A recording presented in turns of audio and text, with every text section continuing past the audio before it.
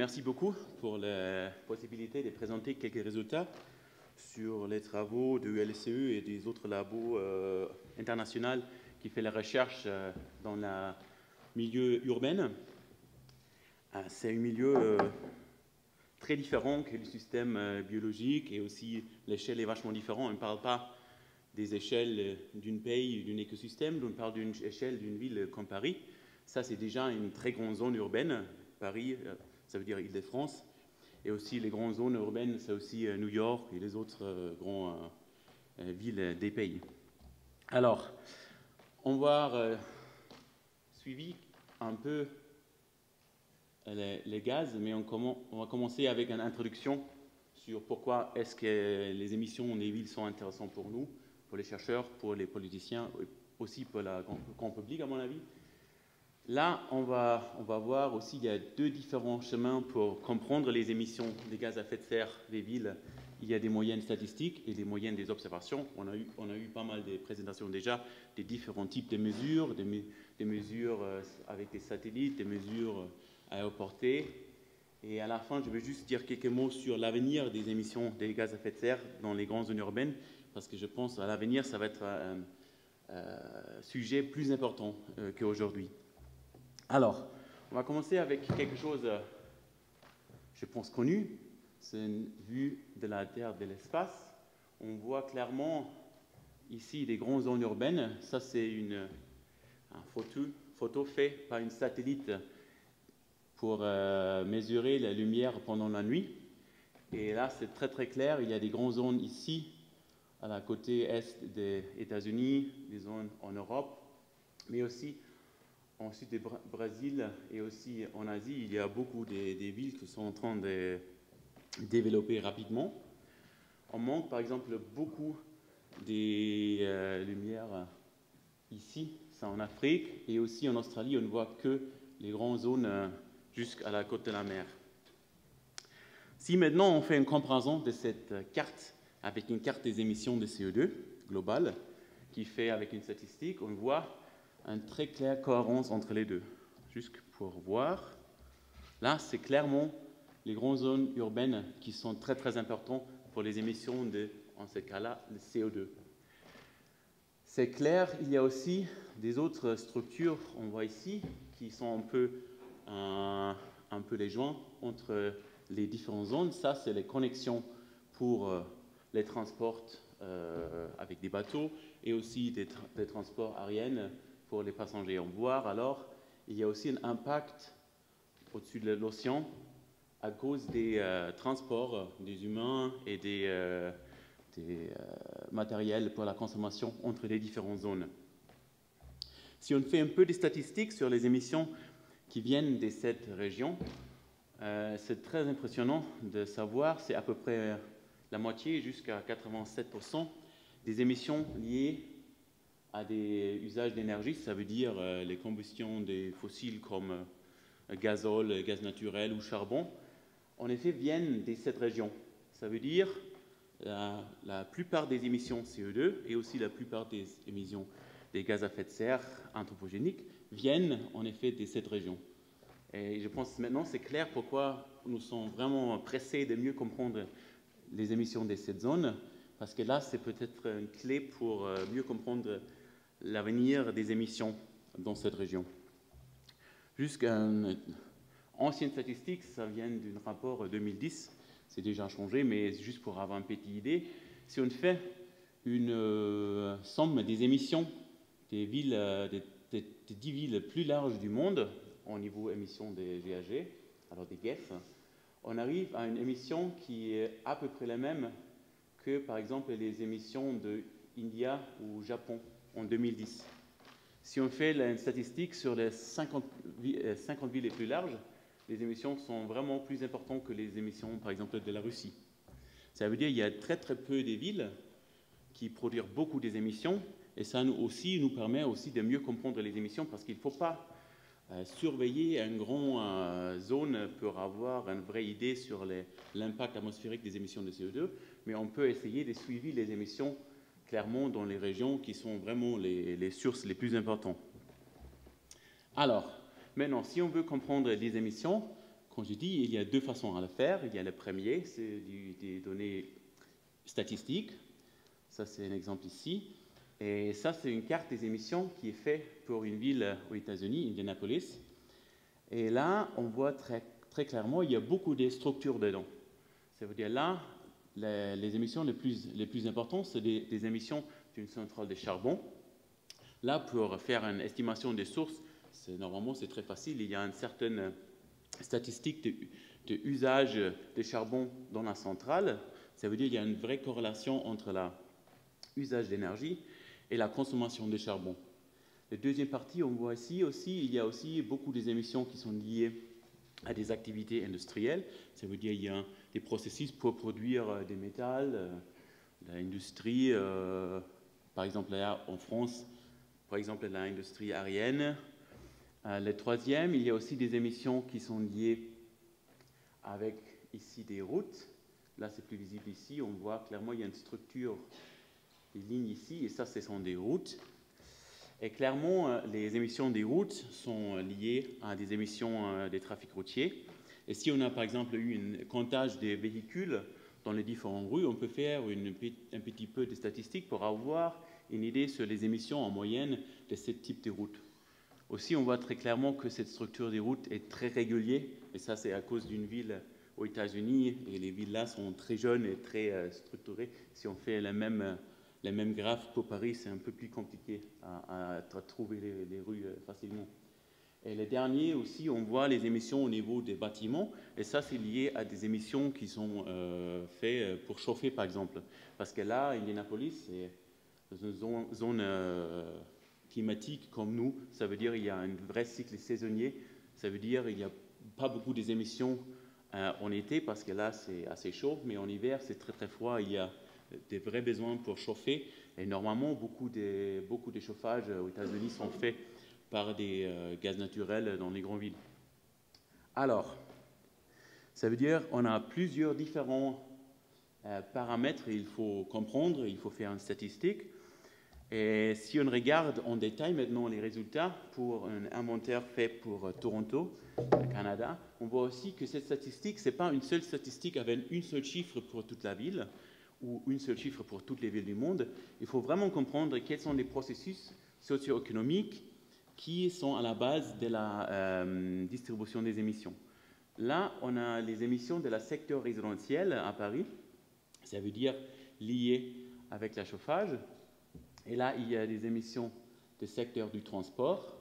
Et par exemple, là, c'est la corps de la ville. Ça veut dire ça peut être à peu près comme Paris dans l'Île-de-France. Et ça, c'est la entièreté de la Greater Toronto Area.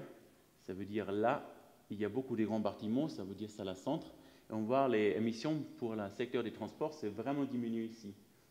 J'ai habité là pendant 3 ans, alors je peux dire clairement, cette partie, c'est la seule partie qui a une RER, ce qui s'appelle The Rocket, mais en effet, c'est qu'une ou 2, 3 lignes de RER. Et pour tout le reste, il n'y a que les bus et les transports avec des véhicules classiques en Amérique, des grands pick-up. Et ça veut dire tout le monde qui habite dans les zones ici a besoin de vraiment faire beaucoup de navettes, et il y a beaucoup des émissions de CO2 pour juste faire les allers-retours. Et dans les zones, on peut dire, denses, dans le centre des villes, c'est très efficace de transporter beaucoup d'habitants avec un système de métro ou de RER rapidement. Aussi, on voit les émissions au niveau résidentiel. Ça, c'est un peu plus dur à savoir. Il y a cette zone-là et cette zone-là et cette zone-là. Ce sont des nouveaux bâtiments. Ça veut dire que c'est des grands bâtiments d'une taille de 40 à 50 étages. Et là, c'est l'ancienne partie de la ville qui a des bâtiments de 5 à 10 étages. Et si clairement l'infrastructure ici, ça veut dire les immeubles sont rénovés dans cette zone-là, alors les besoins pour chauffer, c'est aussi vraiment diminué en comparaison avec les autres zones ici. Alors, on a les paramètres, on a, je pense, vu très clairement ici, il y a les grandes différences dans les différentes zones d'une ville, mais aussi pour une ville comme Paris, si on comprend bien les différents quartiers et leurs, on peut dire, caractéristiques. On a aussi une variation temporelle, parce que là, ça c'est Paris. En même temps, quelques heures après, on a aussi des rues complètement vides. Et ça, c'est lié clairement aussi avec le trafic, et clairement lié avec le cycle diurne de de la cycle d'ion du travail. Alors, il y a beaucoup des émissions pendant cette période avec beaucoup de bouchons et beaucoup de voitures en route. Là, il y a une période sans beaucoup de transport. Il y a aussi le deuxième pic du soir avec tout le monde rentré chez eux. Et clairement, si on fait une surveillance, on a déjà vu, par exemple, Michel a présenté les mesures des flacons qui mesurent que les variations saisonnières. Mais clairement, si on mesure dans les villes, c'est très important de savoir très bien si on mesure dans une tombe comme celle-là, avec beaucoup des émissions locales du trafic, ou peut-être dans une partie ici. Ça veut dire que les mesures dans les villes sont impérativement faites à une résolution très bonne, ça veut dire une résolution horaire ou mieux, si possible. Aussi, il y a une variation temporelle dans une échelle plus longue, ça veut dire une échelle saisonnière, et ça c'est lié aussi avec des bâtiments. Parce que là, on voit, par exemple, un usage statistique pour l'usage d'énergie en Europe du Sud-Ouest. Il y a aussi des statistiques pour Paris, mais je veux juste utiliser quelque chose en plus grande échelle. Et on voit qu'il y a une forte corrélation entre la consommation d'énergie pour la chauffage, par exemple, et la température à l'extérieur. Ça veut dire, si c'est très froid, il y a un grand besoin pour chauffer. Et aussi, en été, peut-être, il y a aussi des climatisations qui tournent. Ça veut dire qu'il y a aussi un changement saisonnier des émissions. Alors, on a des fortes variations spatiales et temporelles, il faut quantifier proprement, et aussi il y a des facteurs externes comme la température et, je ne sais pas, des travaux en route qui peuvent changer un peu les émissions d'un jour à l'autre.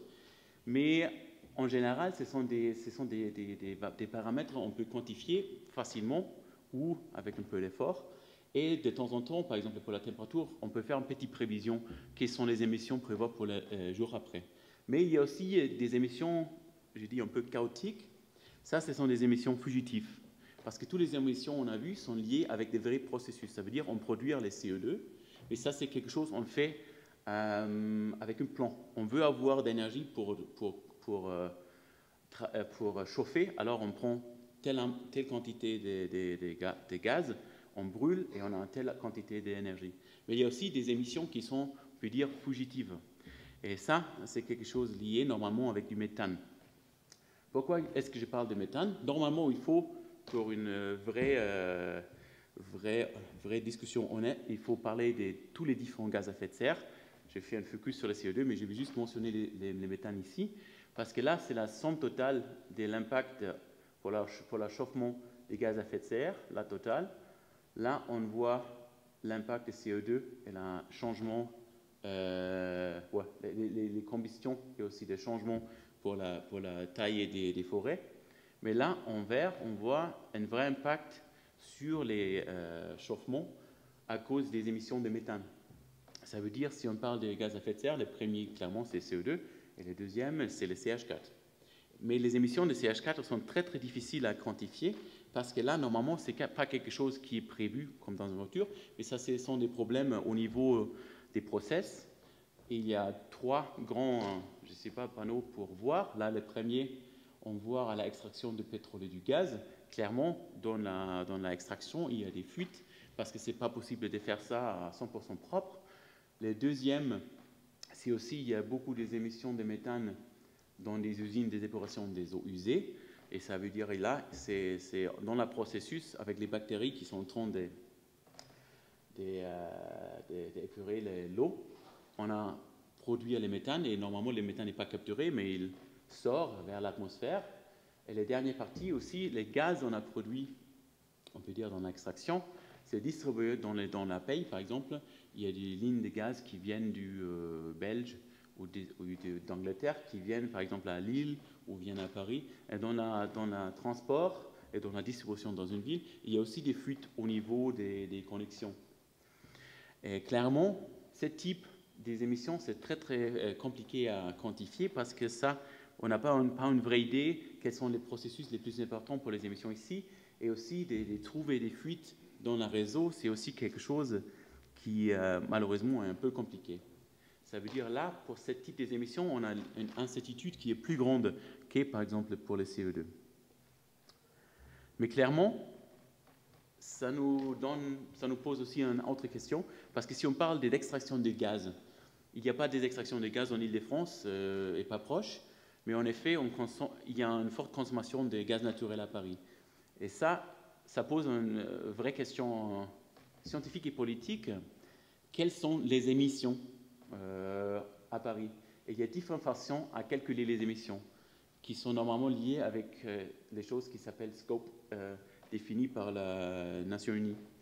Et la première partie, c'est très facile à comprendre, et ce sont des émissions vraiment liées à des activités à Paris, par exemple, et qui sont faites à Paris. Ça veut dire toutes les industries à Paris, les transports, par exemple le RER à Paris. Il y a aussi des émissions, par exemple des déchets, et aussi des chauffages à Paris. La prochaine étape, c'est inclure aussi les émissions liées avec l'énergie, parce que s'il y a peut-être un central de charbon qui est 100 km autour de Paris, si on consomme l'énergie de ces centrales de charbon, en effet, les émissions sont liées avec Paris. Mais ça, c'est inclus que dans la scope 2. Et la scope 3, c'est aussi un essai de faire un vrai bilan total, on peut dire, parce qu'il y a aussi, par exemple, des transports de déchets à Autreville, il y a aussi des émissions qui sont liées avec des processus indirects et aussi, par exemple, la transmission et la distribution. Par exemple, quand j'ai dit la grand transfert des gaz entre l'île et ici, s'il y a une fuite entre l'île et ici, c'est aussi lié dans un certain niveau à la consommation à Paris. Mais pour les autres parties de cette présentation, je vais juste parler des émissions vraiment liées à l'activité locale et qui sont faites locales. Parce que ça, ce sont aussi les émissions qu'on peut mesurer facilement. D'accord. Alors, on a parlé des moyens statistiques pour améliorer notre compréhension des émissions locales. Maintenant, on va voir comment les observations des gaz à effet de serre pour aider nous à avoir une vérification, validation de ce type de données statistiques. La première partie, c'est aussi de regarder un peu l'impact des émissions locales sur les concentrations des CO2 dans l'air. Là, c'est une modélisation de la centre européenne. On voit aussi un peu des nuages de CO2 ici. Là, c'est un modèle qui tourne au LSE. Ici, on voit clairement l'apanage des émissions du Paris. C'est peut-être aussi plus visible si on utilise les vidéos. Là, on voit le changement ici horaire de la concentration de CO2 dans la zone nord de France, avec la focus sur Île-de-France. Et on voit qu'il y a beaucoup de changements. On voit un certain type de respiration. Ça veut dire qu'on voit une augmentation. C'est normalement lié pendant la nuit et pendant les périodes de fortes émissions, comme les émissions de trafic. On voit aussi qu'il y a un changement horizontal. Ça, c'est lié avec le changement du système de vente, parce que là, on voit clairement qu'il y a un changement maintenant. La vente, c'est de cette direction-là. Après, ça change et la vente vient vers là. Et clairement, les mesures, ça veut dire les concentrations de CO2 dans l'atmosphère, suivent les deux. Ils suivent le transport atmosphérique et ils suivent aussi les émissions. Ça, par exemple, là, on voit une grande émission d'une centrale. Et là, clairement, on voit des fortes émissions des Paris. Et là, on voit aussi un grand panache qui viennent, je ne sais pas, de l'Allemagne ou des Belges, des émissions belges, mais on va parler de ça après. Pour comprendre qu'est-ce qui se passe dans l'atmosphère, on peut avoir une voie très simplifiée. On a en amont une masse d'air qui est entrée dans la zone ici, qui est propre, on peut définir comme propre. Après, il passe au-dessus de la zone urbaine.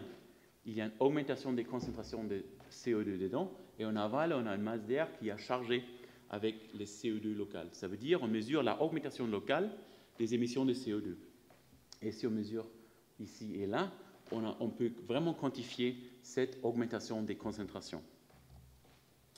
Comment on va mesurer ça? On a vu déjà plusieurs présentations. Il y a des tours comme présenté par Denis, qui fait des mesures des flux dans les villes.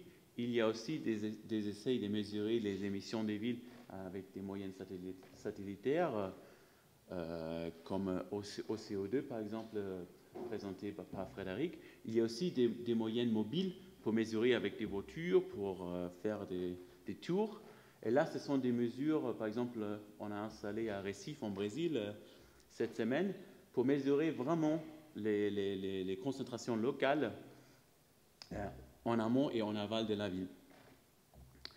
Un exemple pour les mesures faites, par exemple, à Indianapolis, ça, ce sont des mesures aéroportées. Ça veut dire là, il y a un avion qui fait les allers-retours plusieurs fois pour avoir un vrai transect de l'atmosphère. Et là, on voit, là, ici, ce sont des différentes zones des villes. C'est très, très dur, mais ça, c'est les mêmes villes qu'on a vues avant. Et là, on voit des fortes émissions liées avec la zone industrielle ici. On voit aussi, pour la concentration de CO2, une forte augmentation ici. Il y a aussi les différentes zones avec des augmentations. Et cette augmentation, c'est clairement lié aux émissions et au transport atmosphérique. Malheureusement, les mesures aéroportées sont très très coûteuses et aussi c'est très très difficile à avoir des permis d'avoir plusieurs avions, par exemple proches de Paris et aussi entre Charles de Gaulle et Orly, c'est presque impossible de faire beaucoup de mesures comme ça. L'avantage de ce type de mesures, c'est clairement qu'il y a une bonne couverture spatiale parce qu'on peut mesurer des grandes distances rapidement, mais malheureusement, les campagnes sont normalement très très courtes. C'est pourquoi, normalement, pour nous, c'est plus favorable de mesurer les concentrations de gaz à effet de serre en continu avec un réseau au sol.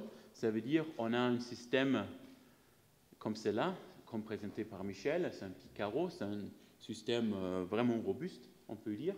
On utilise cela avec les bouteilles de calibration ici en arrière. Et cela mesure les concentrations de CO2 avec un spectromètre infrarouge. Et pour Paris, par exemple, il y a un réseau de mesures avec à peu près 8 sites qui sont dans les différents côtés de la ville. Ça veut dire s'il y a une masse d'air qui vient de la nord-est, ça passe de la station en amont, il accumule les concentrations ici, au-dessus de Paris, et en aval, on mesure la gradient. Ça veut dire on mesure vraiment la augmentation locale. Juste pour avoir une idée, quelles sont les valeurs on mesure dans les villes, parce qu'on parle beaucoup des 400 ppm. Moi, pas normalement, parce que je fais que les mesures normalement dans les zones industrielles et urbaines. Pour moi, 400, c'est propre. Si on mesure dans les zones urbaines et dans les sites industriels, on commence à 400 et on 500, 520, c'est pas grand-chose. Ça arrive toujours dans les villes comme Paris ou comme Toronto, Recife par exemple. On voit clairement une structure très régulière. Ça, c'est lié avec, quand je dis la respiration de l'atmosphère, parce qu'il y a un changement de la couche limite. Ça veut dire que pendant la nuit, normalement, l'atmosphère est très très stable et les émissions accumulent en continu. Après, si le soleil est assez fort, on va avoir un chauffement de la sol et ça va créer de convection verticale. Et cette convection va vraiment diluer. Ça veut dire là, normalement, ce sont des émissions. Là, ce sont des points pendant la nuit. Après, on a une convection verticale. Et là, c'est très clair. C'est très régulière. La régularité, c'est à peu près les mêmes pendant toute la période, mais les amplitudes sont plus larges ici. Et aussi, on voit aussi que la ligne du fond ici augmente aussi. Alors, il y a apparemment un certain événement de pollution qui se passe dans cette partie-là. Et là, c'est la situation, on peut dire, plus régulière à Paris. Alors, qu'est-ce qu'on va faire maintenant avec nos moyens statistiques et avec notre mesure? On va faire une fusion des deux. Parce que ça, c'est le vrai avantage d'avoir les deux. On va essayer d'user les informations qu'on a eues avec les données statistiques et on va faire une fusion pour améliorer l'estimation des sources. Ça veut dire là, on commence avec la carte statistique des émissions de Paris, c'est celle-là. On utilise un modèle de transport atmosphérique et pour les réactions chimiques et on fait un calcul pour la concentration. Ça, exactement, c'est le même modèle qu'on a vu avant qui a créé la carte des CO2 qui a changé toujours. Ça veut dire là, on peut dire la cartographie des concentrations. Et cette carte des concentrations, on peut maintenant on peut user pour faire une comparaison entre les concentrations simulées et les concentrations mesurées. Et normalement, on trouve des petits décalages entre les deux et on utilise cet décalage pour corriger. Et on utilise un système de modélisation inverse. Je pense que Frédéric a déjà parlé de ça un peu. Et ce système d'inversion nous permet aussi de miser à jour les émissions ici Et ça nous permet aussi, on peut dire, à optimiser les émissions. Les plus faciles, c'est peut-être de voir ici la comparaison plus large. Ça, c'est les comparaisons en bleu, on voit les valeurs mesurées. En rouge, on voit les valeurs de modélisation ou simulation. Et on voit beaucoup de temps, c'est une vraie cohérence entre les deux. Mais il y a aussi des parties ici, ou c'est là, ou c'est là. Il y a une différence, ça veut dire un décalage.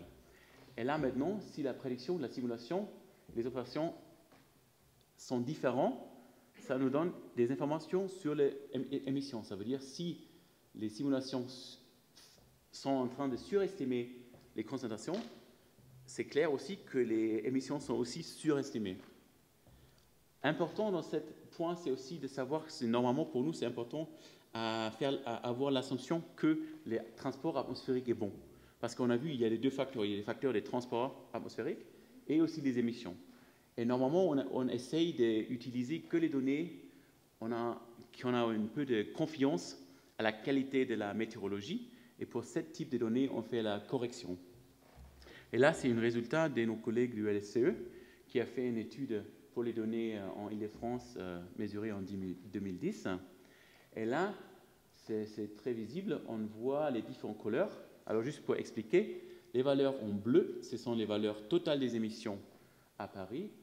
Les parties en rouge, ce sont des émissions liées à des combustions des fuels fossiles. Et les émissions ou absorptions des sources biogéniques, ce sont en vert.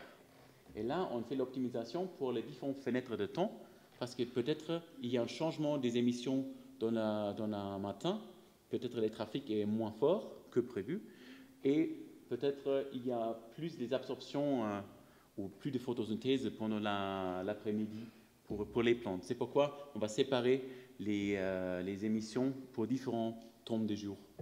Et là, le plus important, par exemple, ici, on voit là, ce sont les valeurs ici. Ça, c'est les valeurs de la simulation sans correction. Et après la fusion des données, on voit une vraie correction de cette prédiction des émissions. Ça veut dire, là, par exemple, c'est un autre exemple, on voit la prévision de photosynthèse était trop forte, et en effet, les photosynthèses étaient plus faibles pendant cette période. On a regardé ici. D'accord. Alors, on a juste parlé des mesures qui utilisent ce type-là. On ne va pas parler des C2, mais je vais prendre le temps pour parler de quelque chose que j'aime bien faire, parce que ça, c'est mon sujet favori des recherches, c'est essayer de faire une répartition des sources. Parce que maintenant, on a que parlé des émissions des villes, des usages des combustibles fossiles et des sources biogéniques. Mais en effet, c'est peut-être aussi très intéressant de mieux comprendre les contributions des différents types de sources. Ça veut dire les émissions routières ou peut-être les émissions des chauffages. Et pourquoi est-ce que ça peut être intéressant? Ça, c'est un exemple de la ville de Toronto qui a un plan climat qui veut réduire les émissions fortement pendant les prochaines dizaines d'années. Et il y a beaucoup d'investissements locaux de la mairie pour faire des rénovations des maisons et des chauffages pour diminuer les émissions liées avec le chauffage. Aussi beaucoup d'investissements pour le renouvellement des bus locaux pour réduire les émissions des trafics et aussi pour faire une petite expansion des pistes cyclables et aussi une fermeture des centrales à charbon. Et clairement, c'est très intéressant à savoir si une ou l'autre mitigation a un impact fort ou si tout marche à peu près dans la même efficacité. Et pour ça, il faut séparer les contributions des combustibles fossiles dans les différentes sources. Alors, les mesures on a eu totales, ce sont des sources ou des fuites biologiques, les émissions des combustibles fossiles et la valeur du fond. Pour moi, à peu près 400 ppm, ça c'est la valeur de fond, et ça c'est l'augmentation locale. Et cette partie fossile, on va partager en 3 pour les sources des gaz naturels, gazole ou charbon. Et heureusement, la physique ou la chimie nous donne les bons moyens pour le faire. on utilise les isotopes qui s'appellent carbone 13. C'est juste qu'un petit excursus. Là, on a le carbone 12, qui est le carbone, on peut dire, régulier, qui est à peu près 99% des carbones, c'est du carbone 12.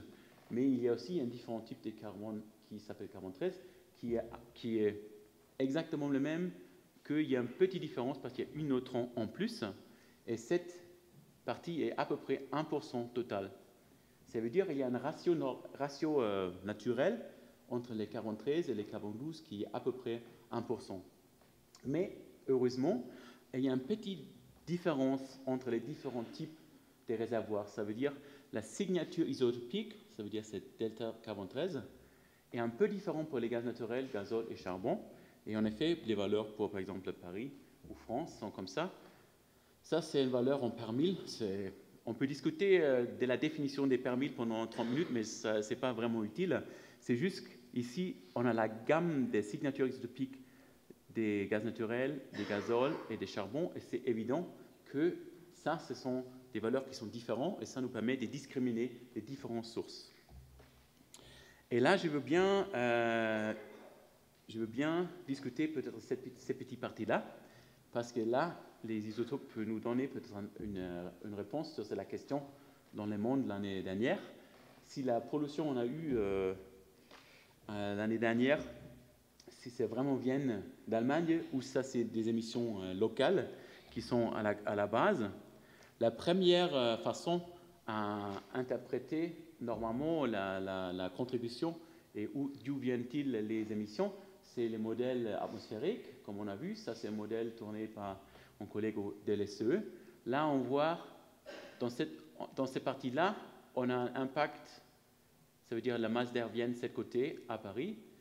Maintenant, l'avant change, et maintenant, dans ce temps, l'avant vient aussi d'Allemagne. Ça veut dire à peu près les 10 ou les 9, après, on a des forts impacts qui viennent d'Allemagne à Paris. Avant, on a des impacts, par exemple, de Mayhead ou de l'océan. Ça veut dire on suspect, il y a un impact des émissions d'Allemagne dans la deuxième partie de cette série de temps. Alors maintenant, on va regarder les valeurs mesurées pendant le même temps. Là, c'est la même courbe CO2 qu'on a vu avant. On a vu ici, c'est très très propre. Il y a des variations, mais c'est très lent. Il n'y a pas beaucoup d'augmentation. Et dès ici, les 7 ou les 8, ça change rapidement. Et aussi, on voit une vraie augmentation ici de la ligne base. Et on a vu avant que dans cette période-là, il y a le changement de la système de vente. Ça veut dire cette partie, on a l'impact du Atlantique, et là, c'est l'impact des émissions qui viennent du nord-est de la région parisienne. Et clairement, c'est visible, cette augmentation est anticorrélée avec cette graphe ici. Et cette graphe-là, ça, c'est le delta C13, ça veut dire, ça, c'est cet isotope de carbone qui nous permet de distinguer les différents types de sources. Pour avoir une vue plus claire, j'ai calculé la delta C13 de la source. Ça veut dire quelle est la signature de la source qui a contribué à la mesure. Et on arrive avec une planche comme ça. C'est très peu difficile, peut-être c'est plus facile comme ça. Maintenant, j'ai mis les lignes pour les différentes sources. On sait bien, là, c'est la signal si les CO2 viennent que de la gaz naturel. Ça, c'est la ligne si on brûle le pétrole, et ça, si on brûle le charbon. Et clairement, on voit ici, il y a un changement après 7 jours vers les valeurs plus proches des charbons, mais on voit aussi une variation diurne entre pétrole et gaz naturel. Et on sait bien aussi, ça c'est lié à des cycles diurnes des trafics et des chauffages. Ça veut dire pendant le jour, il y a des émissions de trafic, et spécialement pendant le matin et le soir. Mais après, les trafics arrêtent, les gens viennent à leur chambre, ils commencent à chauffer pendant la nuit parce que ce n'est pas très agréable si c'est trop froid. Et dès matin, normalement, les gens partent aussi, et on voit une augmentation aussi parce qu'il y a des nouvelles trafics. Ça veut dire là, on voit vraiment les activités humaines entre le chauffage et être à la maison et les émissions du trafic. Dans cette partie-là, il y a le grand décalage. Et ce type de valeur, c'est clairement lié à des centrales de charbon. Et ça aussi, c'est un indice très important parce que là, il n'y a pas beaucoup de centrales de charbon en France, mais dans l'ouest d'Allemagne, il y a beaucoup de centrales de charbon. Et en effet, si on fait un petit comparaison, là, ce sont des valeurs normales, on peut dire, en hiver à Paris. C'est la même étude de Lopez qu'on a vu avant. Ça, c'est la gamme qu'on voit toujours à Paris. Ça, c'est la gamme qu'on voit toujours en Allemagne. Et c'est très clair que ces valeurs-là, c'est trop loin des émissions locales de Paris. Et ils sont très, très clairs. Une signature comme une empreinte digitale des émissions allemandes. Alors, à la fin, je peux dire, apparemment, les émissions de ces parties-là viennent en effet d'Allemagne. Alors, pour l'avenir, je vais juste prendre 5 minutes peut-être de parler un peu de l'avenir. Parce qu'on peut faire beaucoup de choses maintenant, mais c'est un peu la question, qu'est-ce qu'on va faire avec ça en l'avenir et qu'est-ce que peut-être s'est passé avec le développement des villes. On va commencer avec ça parce que ça nous donne une idée sur quel est le status quo. Ça veut dire quelles sont les corrélations entre la vie urbaine et la vie dont la paye en général. On voit normalement, par exemple, en Australie, si les gens habitent en Sydney, il y a plus d'argent et aussi moins d'émissions par habitant dans Sydney qu'en Australie. Le même, c'est vrai pour le Canada. On voit là les émissions moyennes au Canada sont très très fortes, mais pour les gens qui habitent à Toronto, c'est vraiment moins parce qu'il y a des transports en commun, il y a beaucoup des choses d'efficacité. C'est pareil pour l'Allemagne et aussi pour la France, par exemple. Là, ça, c'est les émissions moyennes par habitant. Ça, ce sont les émissions moyennes parisiennes. Et aussi, on voit qu'il y a une diminution des facteurs d'émission qui est proche d'un facteur 2. En même temps, si on voit les valeurs ici, c'est la Chine et c'est Shanghai, ou Afrique du Sud et Cape Town. On voit que les zones urbaines, en effet, sont des sources plus importantes que la moyenne de la paye. Ça veut dire là, par habitant, en Chine, les émissions de Shanghai sont 3 fois plus larges que de la population, on peut dire, normale ou rurale. Et ça va, je pense, vraiment déterminer l'avenir. Parce que si, à l'avenir, tout le monde habite dans les grandes zones urbaines, si c'est des types de zones urbaines européennes ou américaines, là, on va voir une diminution. Mais si c'est comme ça dans les pays émergents, avec des émissions plus fortes dans les grandes zones urbaines, on va voir une accélération des émissions. Mais en même temps, clairement, Brésil et Mexique, ça peut être quelque chose de positif parce que là, ce sont des pays émergents avec le même type de réduction des émissions dans les grandes zones qu'ont les pays développés. Pourquoi est-ce que je parle des pays émergents? Ça lié avec ce type de statistiques fait par les Nations Unies en 2008. Là, et ça c'est la prévision de l'augmentation de la population urbaine.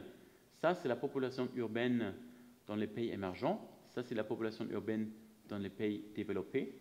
Et c'est très très évident que l'augmentation de la population du monde va en effet créer des grandes zones urbaines, des méga-cities.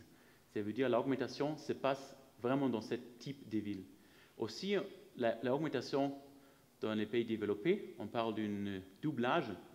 Pour moi, ce n'est pas trop clair comment ça va aller à Paris pour doubler les habitants ici, mais en effet, c'est prévu aussi pour les pays développés d'avoir une accélération de la urbanisation jusqu'à ici. Après, on va voir un petit peu de décroissance. Pour les zones rurales, on voit qu'il y a aussi des augmentations des émissions et des populations, mais là, ça c'est très stable, et là, cette augmentation, ce n'est pas vraiment trop fort. Ça veut dire, là, ça c'est les vrais paramètres qui vont dominer peut-être les émissions à l'avenir. Et alors, ces paramètres est clair, mais malheureusement, l'impact de ces paramètres aux émissions de CO2 n'est pas trop clair. Parce que là, il y a des différentes études.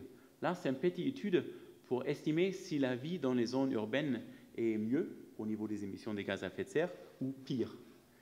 Et il y a deux différents types d'études.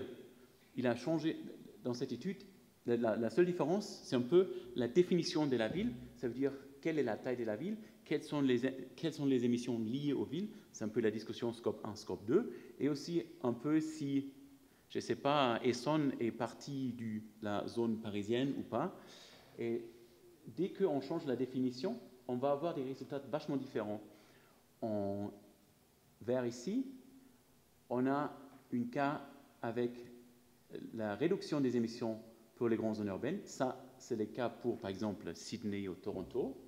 Mais il y a aussi des types d'urbanisation qui vont augmenter les émissions par habitant. Ça veut dire ça, c'est par habitant. Ça, c'est par exemple comme Shanghai. Et ça va créer beaucoup de problèmes parce qu'on n'a pas vraiment une idée quels sont les processus qui vont connecter les deux. S'il y a une certaine taille, est-ce que c'est possible que toute ville avec une certaine taille va créer des transports en commun efficaces pour avoir une réduction des émissions, ou est-ce que c'est possible d'avoir des très grandes villes qui sont en train d'augmenter leurs émissions? Peut-être on peut dire, comme résumé ici, nous sommes sûrs qu'on va avoir une forte augmentation de la population urbaine dans le monde, mais nous ne sommes pas vraiment sûrs si c'est un problème au niveau des émissions ou si peut-être ça va aider nous à réduire les émissions par habitant. Par exemple, là, c'est une étude on peut trouver dans la GIEC, la dernière GIEC. Ça, c'est les différents calculs pour l'Inde et pour la Chine pour voir si les émissions, si la population urbaine va changer. Et là, il y a aussi des vraies incertitudes. La gamme ici, pour l'Inde, c'est énorme.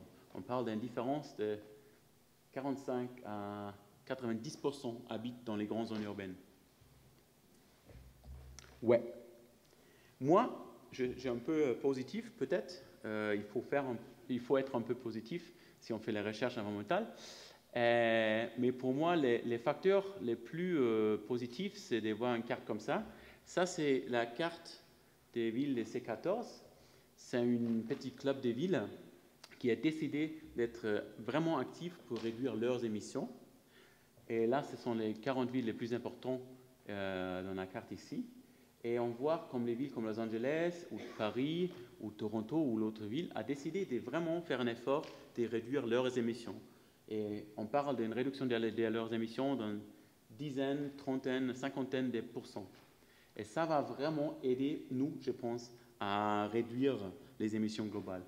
Et aussi, on voit aussi les étoiles. Ce sont des mesures qu'on fait dans notre labo, dans les différentes grandes villes. Aussi, on va, j'espère, avoir une ville en Chine plus tôt. Et là, clairement, nos rôles, c'est aussi un peu d'aider la mairie peut-être pour dire, alors, on a mesuré, on a vu une augmentation, une diminution des émissions après une ou une autre activité.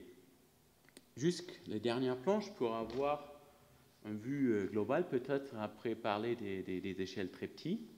Si on parle de l'avenir de la climat, on veut avoir un climat stable, ça veut dire au maximal une augmentation des concentrations de 2 degrés. Et pour ça, il faut suivre 7 chemins des émissions de CO2. C'est celle-là. Malheureusement, pour l'instant, nous sommes en train de suivre celle-là. Ça, c'est la réalité. Cette partie, ce sont les efforts nationaux pour réduire les émissions. C'est très clair, ça va aider un peu, mais il reste toujours beaucoup. Les activités des villes, si on voit ici, c'est pour moi très impressionnant.